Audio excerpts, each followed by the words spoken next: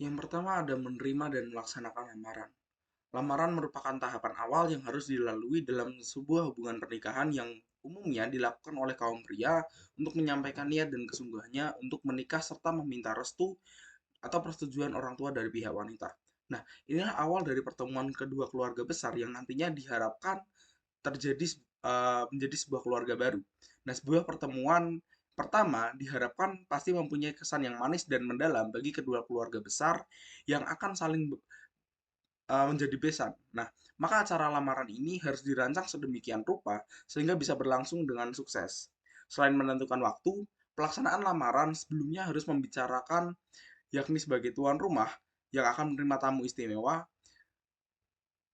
dan sebaiknya bagi pihak keluarga calon pengantin wanita mempersiapkan hidangan yang pantas bagi tamu. Agar jumlah oleh-oleh yang dibawa keluarga calon pengantin pria bisa imbang, tidak ada salahnya jika ditanyakan seberapa banyak bingkisan oleh-oleh yang dibawa oleh rombongan keluarga calon pengantin pria. Dari pihak keluarga calon mempelai pria, ada baiknya juga mempersiapkan buah tangan sebagai tanda kasih sayang untuk saling mengakrabkan. Nah, menghitung tamu dari calon pengantin pria, karena jumlah itu pula yang nantinya akan disiapkan oleh pihak yang berhajatan. Rangkaian acara perlu dibicarakan sebelumnya apakah acara yang berlangsung hari itu hanya ada lamaran saja atau ada acara yang lain. Bagaimanapun juga, sederhananya acara ini harus dipersiapkan dengan matang sehingga acara bisa berlangsung dengan sukses. Yang kedua ada pembentukan panitia. Usai lamaran berlangsung, pihak keluarga calon pengantin wanita lah yang paling sibuk mempersiapkan semua rangkaian acara atau upacara perhelatan akbar itu. Selain menentukan hari pernikahan, lalu mempersiapkan gedung, undangan, menyewa pakaian, dan menyiapkan makanan. Semua urusan ini yang akan dikerjakan para panitia. Mereka bisa terdiri dari keluarga dekat seperti paman atau bibi, atau kerabat dekat dari kedua orang tua mempelai calon pengantin wanita. Yang ketiga ada tahapan-tahapan waktu. Sebagai peristiwa yang banyak dilimpahi perhatian, banyak hal yang harus benar-benar dipikirkan untuk menyongsong perhelatan yang merupakan bagian dari wibawa keluarga ini. Karena itu, tahapan-tahapan waktu yang terus berjalan yang akhirnya bisa dimanfaatkan secara efektif dan seefisien mungkin. Dalam waktu sekitar 9 bulan itu, sejumlah tugas besar harus diselesaikan antara lain menentukan hari H, mencari tempat atau gedung, menentukan tema, mencari perhias pengantin, ahli dekor, catering, membuat undangan, menyiapkan cindera mata, menyiapkan MC, hiburan, video atau foto, dan mobil pengantin. Agar semua rangkaian acara maupun upacara perkawinan itu berlangsung dengan sukses, maka orang tua calon mempelai wanita maupun panitia sudah menyusun jadwal tersebut.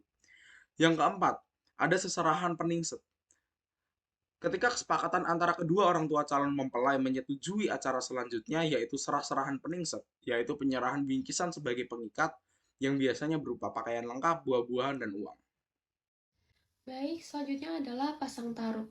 Tarup berasal dari kata benda yang artinya bangunan yang secara darurat dipakai untuk sementara waktu selama acara berlangsung.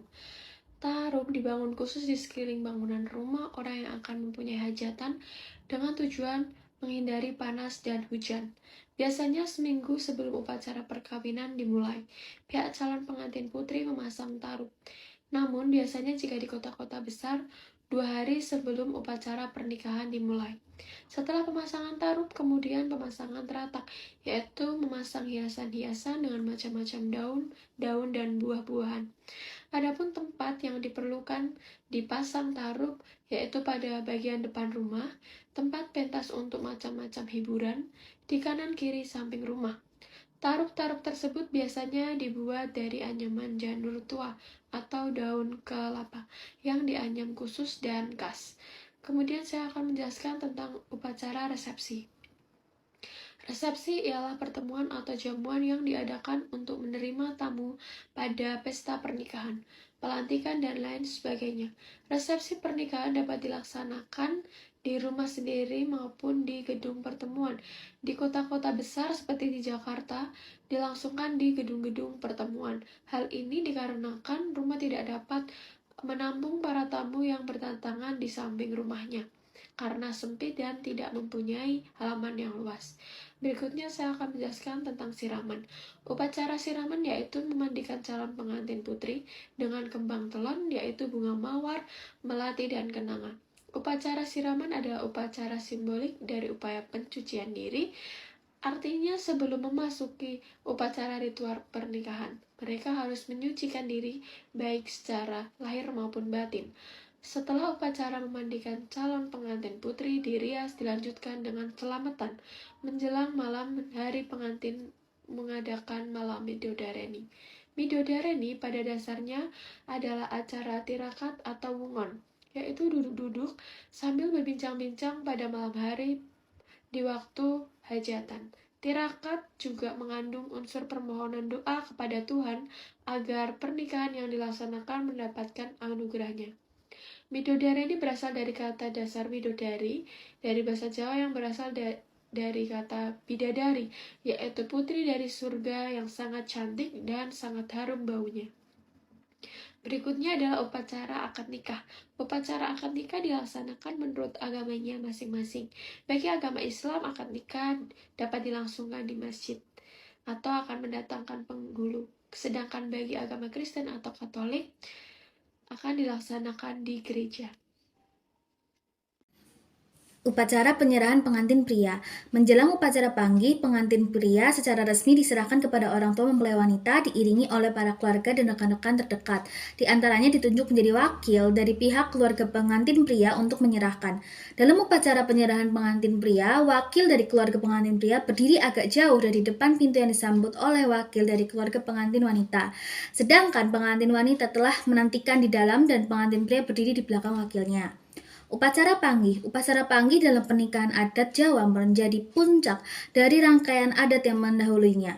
Upacara panggih atau temu pengantin adalah pertemuan antara dua calon kedua mempelai laki-laki dan wanita. Upacara ini mengandung makna bahwa usaha untuk mencari tingkatan kehidupan yang paling sempurna itu sangatlah banyak rintangan dan halangan. Mengenai sesaji atau tingkah laku dan 5 perlengkapan panggih bisa diuraikan sebagai berikut. A. Daun sirih yang warnanya hijau yang melambangkan kesuburan. B. Benang lawe yang berwarna putih dipergunakan sebagai pengikat gantal, berfungsi sebagai pengikat antara suami istri. C. Memecah telur. Hal ini dilakukan oleh pengantin laki-laki dengan menggunakan kaki kirinya yang mengandung arti sikap tegas dari suami untuk menurunkan keturunan melalui rahim istrinya dan menerima dengan kesucian hati. Kedua pasangan suami istri harus mempunyai tujuan yang sama untuk membangun rumah tangganya kelak. Setelah menikah bisa hidup sendiri sehingga lepas dari tanggung jawab kedua orang tua masing-masing. Dan kedua pengantin sejak itu telah terikat dengan suatu pernikahan yang sah sehingga sudah bukan sebagai seseorang yang bebas seperti ketika masih sendiri. Dia membasuh kaki. Hal ini dilakukan oleh pengantin putri dengan cara jongkok di hadapan suaminya. Kaki kiri pengantin laki-laki disiram dengan air kembang setaman yang ditempatkan pada bokor, yang mengandung arti bahwa kesetiaan istri harus ikhlas dan mengandung suatu harapan bahwa istri harus ikhlas menerima datangnya suami dengan segala kasih sayang. Diharapkan pikiran-pikiran yang kotor bisa segera dilenyapkan dengan disiramnya kaki pengantin laki-laki dengan air kembang setaman tersebut. Saling bersuapan. Kedua pengantin saling bersuapan nasi kuning lengkap dengan lauk pauknya. Perilaku ini mengandung makna bahwa kedua calon pengantin kelak bisa kerjasama dalam menghadapi segala tantangan di dalam hidup. Di samping itu juga melambangkan suami akan selalu bertanggung jawab untuk menghidupi istri dan anak-anaknya kelak. Sungkeman. Setelah melaksanakan pernikahan, kedua pengantin lalu melakukan sungkem kepada kedua orang tuanya. Tindakan ini melambangkan sebagai pernyataan terima kasih mereka atas segala asuhan dan bimbingan sampai saatnya kedua pengantin harus berdiri sendiri, serta memohon doa restu agar hidupnya bahagia dalam mengarungi bahtera rumah tangganya. Bobot timbang yaitu ayah mempelai putri duduk di pelaminan dan kedua pahanya diduduki kedua mempelai. Ini lambang bahwa ayah mempelai wanita telah menerima menantunya dengan baik dan menganggapnya sebagai anak sendiri. Nanam jeruk. Ayah menekan bahu pengantin agar duduk di pelaminan, yang artinya kedua mempelai diberi tugas untuk memberi keturunan yang baik dan menjadi orang tua yang baik pula. Kemudian kacar kucur, artinya mempelai pria memberi penghasilan atau kaya kepada istrinya yang dilambangkan dalam wujud kacang merah, kacang hijau, kacang tanah, kedelai, beras kuning, dan juga logam. Kaya harus diterima sang istri dengan sapu tangan dan tidak boleh tercecer. Ini lambang bahwa istri harus mampu memanfaatkan secara hemat dan cermat. Kemudian dulangan, artinya kedua mempelai saling menyiapkan nasi yang sudah dikepal oleh pengantin pria. Ini melambangkan bahwa dalam rumah tangga dipimpin oleh suami dan harus hidup dengan rukun, kerjasama, dan saling membantu. Dan yang terakhir, tilik besan. Tilik besan diistilahkan ngunduh mantu. Pengantin beserta orang tua mempelai wanita, keluarga, dan tetangga mengunjungi besan atau orang tua mempelai pria. Sesampainya di rumah besan, mempelai wanita segera sungkem kepada mertua diikuti oleh mempelai pria. Hal ini sebagai wujud bakti pengantin pada orang tua atau mertua. Selanjutnya, mertua mendudukkan kedua mempelai di pelaminan.